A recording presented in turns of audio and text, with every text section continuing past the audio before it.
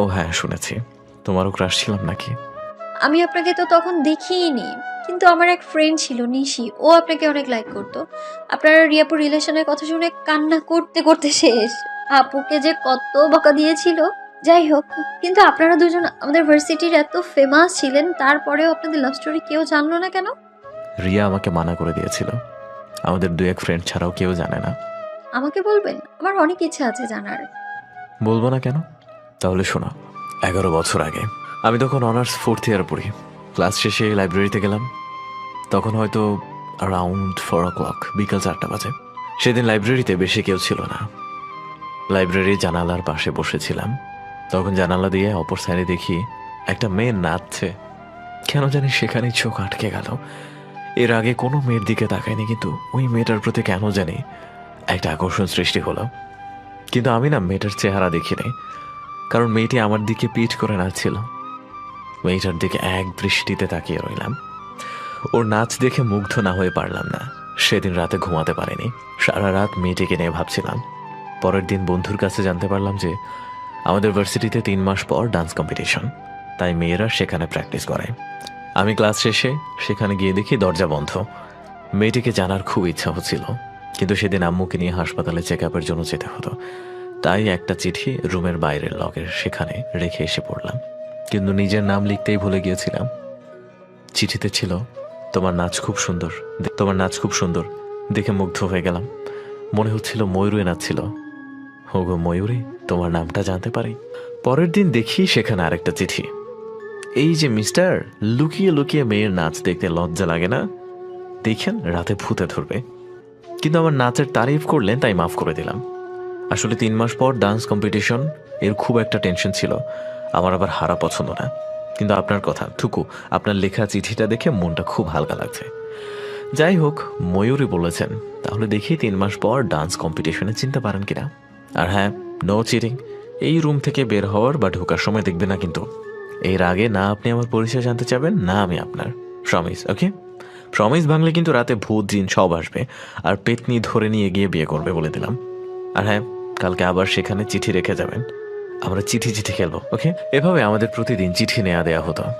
একসময় আমার ওর দুষ্টু মিষ্টি কথাগুলো ভালো লাগা থেকে ভালোবাসায় রূপ নেয়। প্রতি সপ্তাহে আমাদের যে 2 দিন ভার্সিটি অফ থাকতো, সেই 2 দিন যেন প্রতি মুহূর্ত 100 বছরের মতো লাগতো। এভাবে কথা বলতে বলতে 2.5 মাস কেটে যায়। হঠাৎ 3 দিন ধরে ওর চিঠি পাই না। তখন খুব কষ্ট লাগছিল। ওর প্রমিস না ভেঙে আর থাকতে পারলাম না। ওর নাচ রুমের সামনে দাঁড়িয়ে রইলাম। দেখি রিয়া রুম থেকে বের হয়ে আসলো। আমাকে দেখে থ হয়ে গেল। তখন আমি ওকে জিজ্ঞেস করলাম, তুমি প্রতিদিন এখানে ডান্স প্র্যাকটিস করো? আপনাকে গল্পে হারিয়ে গিয়েছিলাম। হ্যাঁ, কিন্তু এই 3 দিন ধরে আর চিঠি দাও না কেন? ও কিছু না বলে চলে যাচ্ছিল। ওর হাত ধরে ফেললাম। কি হলো বলো? কিছু বলার আগে ওকে জড়িয়ে ধরে ফেলে। তুমি জানো না এই 3 দিন তোমার চিঠি ছাড়া কিভাবে দিন কাটছিল। খুব কষ্ট হয়েছে। আমি যে ভালোবেসে ফেলেছি আমার ময়ূরীকে। রিয়াও আমাকে জড়িয়ে ধরলো। তারপর থেকেই আমাদের রিলেশন।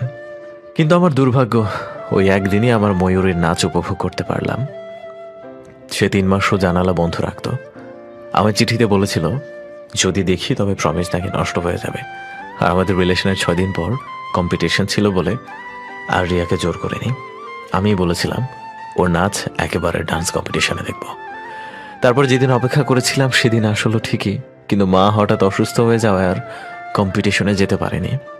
পরের দিন শুনেও নাকি হেরে গেছে। ফার্স্ট ইয়ারের একটা মেয়ে নাকি জিতল। রিয়া খুব ভেঙে পড়ল।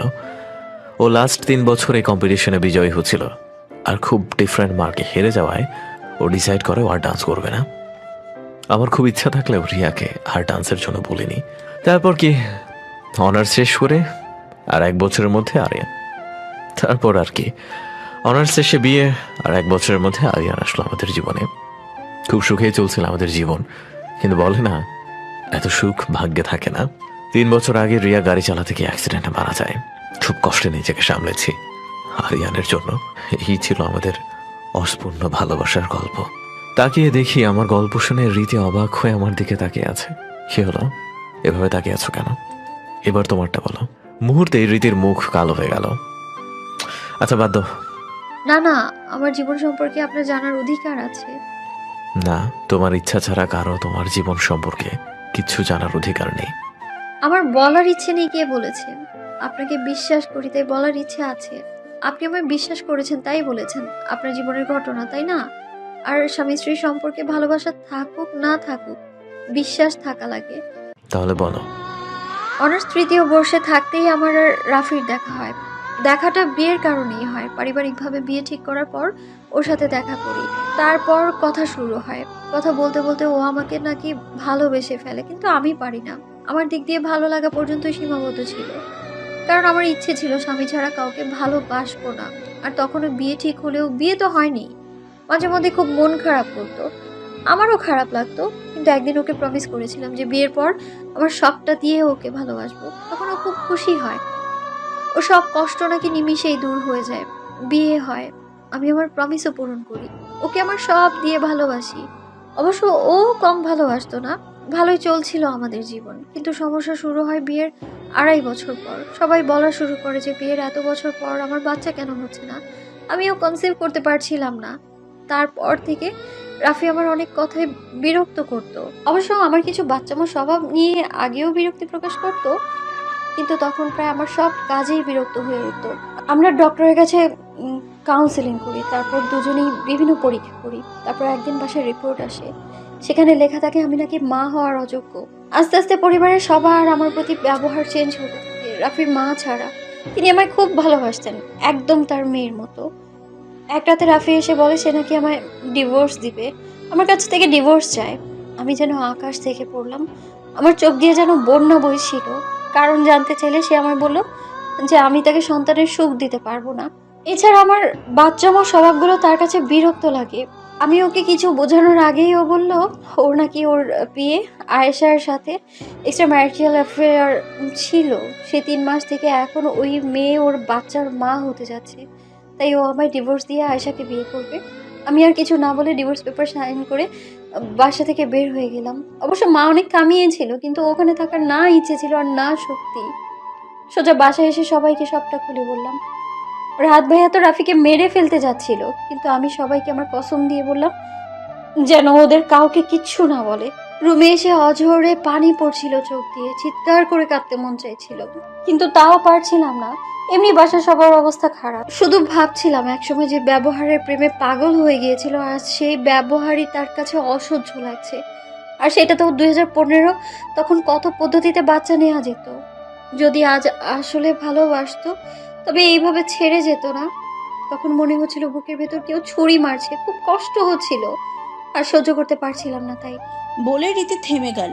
আয়ন রীতিকে নিজের দিকে ঘুরিয়ে দেখলো, ওর চোখে জল। আলতো করে রীতির মুখটা উঠিয়ে হাত দিয়ে চোখের পানি মুছে দিল। তাই কি বলো? না, কিছু না। বিশ্বাস করো না আমায়? রীতি একবার করুণ দৃষ্টিতে আয়নের দিকে তাকিয়ে বলা শুরু করে, সুসাইড করার চিন্তা করি। সুসাইডের কথা শুনে আয়নের খুব ভয় লাগছিল, মনে হলো বুকের নিচে কামড় দিল। সেদিন হাতটা কাটতে নিয়েছিলাম, তখনই মাহি এসে দেখে, আমাকে দুগালে দুটো থাপ্পড় দিয়ে জড়িয়ে ধরে কান্না করে। আমাকে এরপর থেকে কখনো একা ছাড়েনি। মাহিন তখন 7 বছরে ছিল। ও মাহিনকে ছেড়ে সারা দিন আমাকে বাচ্চার মতো সামলাতো। এইসবের 1 সপ্তাহের মধ্যেই শুনি রাফি নাকি আয়েশাকে বিয়ে করে ফেলেছে। এই আর কি। ওনার দিকে তাকিয়ে দেখলাম ওনার চোখে পানি। আমি কিছুই বুঝতে পারলাম না উনি কাঁদছেন কেন। উনি কিছু না বলে আমায় জড়িয়ে ধরলেন। আমি কিছুটা কেঁপে উঠলাম, কারণ আমার রাফি ছাড়া অন্য কোনো ছেলে এই পর্যন্ত এত কাছে আসেনি আমার। ওনাকে সরাতেও পারছি না, জড়িয়ে ধরতেও পারছি না। উনি ফুপিয়ে ফুপিয়ে কান্না শুরু করলেন আমাকে জড়িয়ে ধরেই। আমি জানি তোমাকে আমি ভালোবাসি না, কিন্তু কেন জানি তোমাকে হারিয়ে ফেলার কথা শুনলে বুকে খুব ব্যথা হয়, অজানা এক ভয় কাজ করে। আমার প্রথম ভালোবাসাকে হারানোর পর তোমাকে হারানোর শক্তি আমার নেই। প্লিজ আমায় ছেড়ে যেও না, প্লিজ রীতি। বলে আয়ন রীতিকে আরো শক্ত করে জড়িয়ে ধরলো। রীতি কি বলবে বুঝতে পারছে না। আয়নের হুঁশ ফিরলেই ও রীতিকে ছেড়ে দেয়। দুজনে কিছুক্ষণ নীরবতা পালন করে। আয়ন প্রথমে নীরবতা ভেঙে বলে, আচ্ছা, আমরা ফ্রেন্ড হতে পারি না? ফ্রেন্ডস? মুচকি হাসি দিয়ে, ফ্রেন্ডস? দুজনে ছাদে বসে বসে অনেকক্ষণ কথা বলে। বলতে বলতে কখন যে দুজনেই ঘুমিয়ে যায় নিজেরাই জানে না। হালকা সূর্যের কিরণ যখন আয়নের চোখে পড়ে তার ঘুম ভেঙে যায়। চোখ খুলে দেখে রীতি ওর বাহু জড়িয়ে ঘুমাচ্ছে। একটু সরতে চাইলে রীতি আরো জোরে তাকে জড়িয়ে ধরে। রীতি সূর্যের আলোর কারণে ঘুমের ডিস্টার্ব হচ্ছিল। আয়ন বুঝতে পেরে রীতির চোখে কিছু দূরত্বে নিজের হাত রাখে, যেন আলো ওর চোখে পড়ে রীতির ঘুম না ভাঙে। আর আয়ন রীতির দিকে তাকিয়ে আছে, তার চেহারায় মায়া উপভোগ করছে। এভাবে কতক্ষণ ছিল কেউ বলতে পারবে না। রীতির ঘুম ভাঙলে আয়নের তাকানো দেখে ও লজ্জায় লাল হয়ে যায়। দোলনা থেকে উঠতে যায়, তখন আয়ন ওর হাত ধরে রাগী লুক নিয়ে তাকায়। তোমাকে না কালকেই বললাম যে একা উঠবা না? সরি। আয়ন রীতিকে কোলে উঠিয়ে নিচে নেমে আসে। মা ভাবি ওদের দেখলো, দেখে মুচকি মুচকি হাসা শুরু করলো। দুজনে ফ্রেশ হয়ে নিল। মা দুজনেরই জন্য নাস্তা নিয়ে আসলো, পিছনে বাবাও আসলো। কেমন আছিস মা? জি বাবা, ভালো। তোদের সাথে কথা ছিল, সবাইকে বাইরে নাস্তার সময় বলে দেবো, তোদের এখন বলছি। কি বাবা? ইশিকার হবু শ্বশুর বাড়ি থেকে ফোন আসছে। ফাহিমের চাচা চায় আগামী 15 তারিখে এঙ্গেজমেন্ট করতে। বাবা, এটা তো খুশির খবর। তা তো বটে, কিন্তু তুমি তো অসুস্থ। বাবা, ততদিনে ঠিক হয়ে যাব। আচ্ছা মা, তাহলে তাদের হ্যাঁ বলে দিস। বাবা চলে গেলেন। আয়ন রীতির পাশে খাবার প্লেট নিয়ে বসলো। বাবাকে তো বললো ঠিক হয়ে যাবে, আমার তো মনে হয় না। কেন? আমার কথা যে কালকে বললাম একটাও তো শোনো না। এনগেজমেন্ট পর্যন্ত ঠিক না হলে কিন্তু যেতে দেবো না বলে দিলাম। না না, ঠিক হয়ে যাব। Cute girl. নাও এবার খেয়ে নাও। আস্তে আস্তে 15টা দিন চলে গেল। আমি এখন অনেকটাই সুস্থ। সবাই খুব খেয়াল রেখেছে আমার, বিশেষ করে আয়ান আর আরিয়ানও।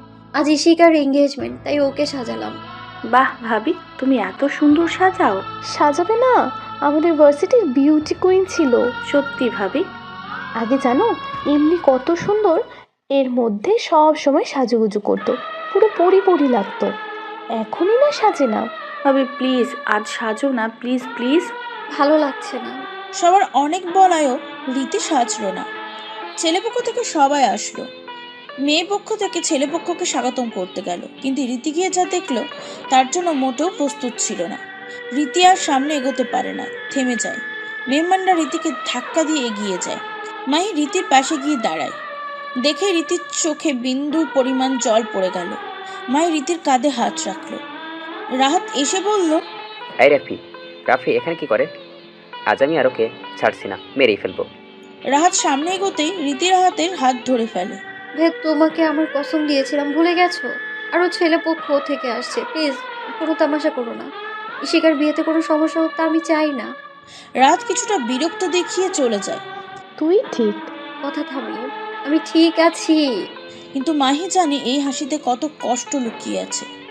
আরে মাহিন, তোকে ডাকছে, তুই যা। কিন্তু আমি ঠিক আছি, তুই যা। রীতি পুরো এঙ্গেজমেন্ট লুকিয়ে লুকিয়ে ফিরছে। ওর প্রচুর অস্থির লাগছে। হঠাৎ কেউ ওর সামনে এসে দাঁড়ালো। আমার থেকে লুকোচ্ছ? জি না। সামনে এসে দাঁড়াও, তাহলে লুকাচ্ছিলে কেন? আপনার কি? শুনলাম এই বাড়ির ছোট ছেলের সাথে নাকি বিয়ে করেছো। নিশ্চয়। কি হলো বলো? আয়ন পিছন থেকে এসে রীতির এক কাঁধে হাত রাখে। হ্যাঁ, ও এখন আমার ওয়াইফ। ভালোই তো, অন্য কারোর সাথে বিয়ে করলাম। এখন কি সুখী আছো? রীতি বলো, তোমার সুখে রেখেছে না ব্যর্থ হয়েছে? রীতি মাথা তুলে আয়নের দিকে তাকিয়ে হাসি দিয়ে বলল, খুব সুখে আছি। তাই নাকি? ভালোই তো। বলেই চলে যেতে নিল। তখনই আয়েশা একটি মেয়েকে কোলে নিয়ে আসলো। রাফি, তোমাকে কতক্ষণ খুঁজলাম, আর তুমি এখানে? ও আচ্ছা, তোমার এক্স ওয়াইফের সাথে কথা বলছিলে নাকি? তো রীতি কেমন আছে? ভালো, বাবু তো খুবই কিউট। রাফি আর আয়ন অবাক হয়ে রীতির দিকে তাকিয়ে রইল। দেখতে হবে না আমার আর রাফির মেয়ে? রীতি একটু কাছে গিয়ে বাচ্চাটার গালটা ধরতে নেয়। তখনই আয়েশা ঝটকা দিয়ে হাত সরিয়ে দেয়। কি করছো? হ্যাঁ, জানো না বাঁচদের বাচ্চা ধরতে নেই? আয়শা, এভাবে কথা বলছো কেন তুমি? তাহলে কি করব জান বলো? নিজে তো কখনো মা হতে পারবে না, আমার বাচ্চাকে যদি কিছু করে বসে। দেখুন, কথা থামিয়ে, 1 মিনিট। আরিয়ান, আরিয়ান। আরিয়ান একটু দূরত্বে খেলছিল। রীতির ডাক শুনে এক দৌড়ে দিয়ে চলে আসলো। মা দেখেছো? এই যে আমার ছেলে আরিয়ান। বাবুটা কত কিউট। মা, তুমি আমাকে এরকম একটা বাবু গিফট করো না? রীতি, আয়ন, রাফি সবাই চুপ হয়ে গেল। কি হলো রীতি, তুমি তোমার ছেলেকে একটা বাবু দিতে পারবা না? ইস, কিভাবে দিবা? তুমি তো মা হওয়ারই যোগ্য না। এই এই ডাইনি আন্টি, আপনার ডাইনি মার্কা হাসি বন্ধ করেন। কে বলেছে আমার আম্মু মা হওয়ার যোগ্য না? আমি ওনার ছেলে, দেখেন না আর হ্যাঁ, আমার আম্মুকে আর কে খারাপ কিছু বললে আমি আপনার নাক কেটে ফেলবো, বলে দিলাম। তো এখন এখন চিন্তা করেন আপনাকে নাক ছাড়া কিরকম লাগবে। বলেই হাসা শুরু করে দিল। বাবু, বড়দের সাথে এভাবে কথা বলতে নেই। আম- আমি আমি আমি ভুল কিছু তো বলিনি। বাবা তুমিই বলো, ভুল কিছু বলেছে? সবাই আয়নের দিকে তাকিয়ে দেখে মুখে চাপ দিয়ে হাসছে। এসবের মানে কি? এবার জোরে হেসে দিল। হায়েশা রাগ দেখিয়ে চলে গেল। মা খিদে লেগেছে। আচ্ছা চলো খাইয়ে দিই। রীতিও আরিয়ানকে নিয়ে চলে গেল। রাফি যেতে নিচ্ছিল, তখন আয়ন রাফিকে থামায়। একটু শুনেন। বলেন। I want to give you a thanks. Why? Because of you I get Riti and my son Aryan gets his mother. What? Yes, see? আপনি যদি রীতিকে না ছাড়তেন তাহলে আমরা ওকে কিভাবে পেতাম? আপনি নিজের সৌভাগ্য আমার হাতে তুলে দিলেন। রাফিও একবার সেদিকে তাকালো, আবার আয়নের দিকে তাকালো। আয়ন রাফির কাঁধে দুবার হালকা থাপ্পড় দিয়ে বিদায় জানিয়ে হাসি দিয়ে এসে পড়ে। রাতে সব মেহমান বিদায় হওয়ার পর রীতি রুমে আসে। আয়ান, বল। আপনি জানেন কিভাবে যে রাফি মানে? তোমায় আজ ফাংশনে খুঁজে পাচ্ছিলাম না, তাই সবাইকে জিজ্ঞাসা করতে রাহাতের কাছে গেলাম। ও প্রথমে বললো জানি না, কিন্তু ওর কথার ধরনে প্রচুর রাগ বোঝা যাচ্ছিল। তারপর জোর দেয়, বলে দেয়। তারপর তোমায় খুঁজতে থাকি আর পেয়ে যাই। Thank you. কেন? আজ যে আমার সাথে ছিলেন তাই। জানো না, স্ত্রীর সম্মান রক্ষা স্বামীর দায়িত্ব আর কর্তব্য দুটোই। রীতি ভাবছে এই মানুষ এত ভালো কেন? যদি আজ তাদের সেকেন্ড ম্যারেজ না হয়ে আগের বিয়ে হতো, তাহলে আজ তাদের জীবনে কত খুশি থাকতো। জানেন, রিয়াপু খুব লাকি ছিল। কেন? তাই আপনার মতো একজন মানুষকে সে স্বামী হিসেবে পেয়েছিল। তাহলে তো তুমিও খুব লাকি। কিভাবে? কারণ আমি তো তোমারও স্বামী। তা বটে, কিন্তু সব সম্পর্ক তো আর এক হয় না। স্বামী স্ত্রীর নাম থাকলেই সে সম্পর্ক গড়ে ওঠে না। আমরা কেউই তো আর আমাদের প্রথম ভালোবাসাকে ভুলতে পারবো না, তাই না? আচ্ছা, অনেক রাত হয়েছে, ঘুমাও। আবার কালকে ইশিকা কি প্ল্যান করেছে নাকি? হ্যাঁ জানেন, কালকে নাকি সবাই একসাথে বসে আড্ডা দিব সারাদিন। তুমি যদি এভাবে হাসি দাও তাহলে প্রতিদিনই দিব। রীতি একটু লজ্জা পায়, তারপর ঘুমাতে চলে যায়। ইশিকা সকাল সকাল থালা বাড়ি দিয়ে সবাইকে ডাকে। সবাই চোখ ডলতে ডলতে বের হলো। কিরে, সকাল সকাল কি শুরু করলি? আমাদের না আজ সারাদিন মজা করার প্ল্যান ছিল, আর তোমরা ঘুমাচ্ছ? কাল তোর এনগেজমেন্টের কাজ করতে করতে সবাই টায়ার্ড, ঘুমাতে দে। বলেই যেতে নিল, আবার রুমের ভেতরে যেতে নিল। ইশিকা আবার জোরে থালা বাজালো। আবার কি হলো? কিসের টায়ার্ড? এনগেজমেন্ট আমার হলো, আমি তো টায়ার্ড না। কারণ তুই তো কোনো কাজই করস নাই। ইশিকা ভ্যাঁ ভ্যাঁ করে কান্না শুরু করে দিল। আরে কাঁদে না, আমরা কিছুক্ষণের মধ্যেই আসতেছি। নকটাঙ্কি বাস। রাহাতের কাল রাতে কেউ যাইতে দেয়নি, তাই ওরা এখানেই ছিল। ছোট বোনেরা আর কি পারে? ভাইয়া কি বললা? মানে বললাম ছোট বোনেরা কত কিউট হয়। ঠিক তাই, আজ সব খাবার আমাদের ভাইরা রান্না করবে। কি? কেন? আমরা কেন? আমরা কিছু করছি না। আর কয় মাস পর তো চলেই যাব, এখনই এমন করো, যাওয়ার পর বুঝবা। আয়ান, আমান আর রাহাত একসাথে ন্যাকামি কান্না। ইশিকা ঠিক বলেছে, আজকের সব রান্না ছেলেরা করবে। মা তুমিও? জি, ছেলেদেরও বোঝা উচিত আমরা কি কষ্ট করি। তো আমরা কি কম নাকি? তোদের থেকেও ভালো রান্না করব। আচ্ছা, ওদেরকেও হেল্প করবা না কিন্তু। আমাদের হেল্প লাগবেও না। সবাই হাঁ করে বেককলের মতন তাকিয়ে রইল। তারপর ফ্রেশ হয়ে ছেলেরা গেল কিচেনে, আর মেয়েরা গল্প করতে বসলো। অনেকক্ষণ হলো কিচেন থেকে খুব শব্দ আসছে। আমাদের যে দেখা দরকার না তারা কি করছে। দরকার নেই, বাদ দেও, তারা এবার বুঝুক। আপনারা বসেন, আমি বাচ্চাদের দেখে আসছি। রীতি উঠে বাচ্চাদের রুমে গেল। আসেন দেখি ছেলেদের অবস্থা কি। বাবা, তুমি রান্না না পেরে চ্যালেঞ্জ অ্যাকসেপ্ট করলে কেন? আমি কি জানি নাকি আমার ছেলেগুলো এত অকমা? যেমন বাবা তেমন ছেলে। এখন কি করব? রীতি রুম থেকে বেরিয়ে ভাবলো একবার দেখে আসা যাক কিচেনে কি চলছে। গিয়ে যা দেখলো, তারপর সে কি হাসবে নাকি কাঁদবে বুঝতে পারছে না। আটা পানিতে ভেজা, চুলায় আগুন না দিয়ে রান্না করছে।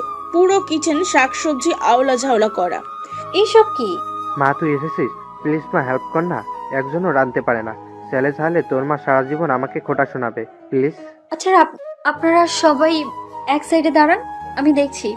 রীতি তাড়াতাড়ি রুটি করলো, ডিম ভাজার জন্য রেডি করলো। সবজি কাটতে যাবে তখনই হাত কেটে যায়।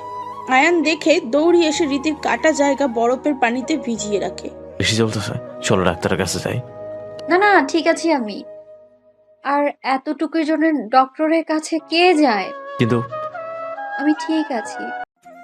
পরবর্তী পার্ট শোনার জন্য আমাদের চ্যানেলটি সাবস্ক্রাইব করে পাশেই থাকবেন। Thank you.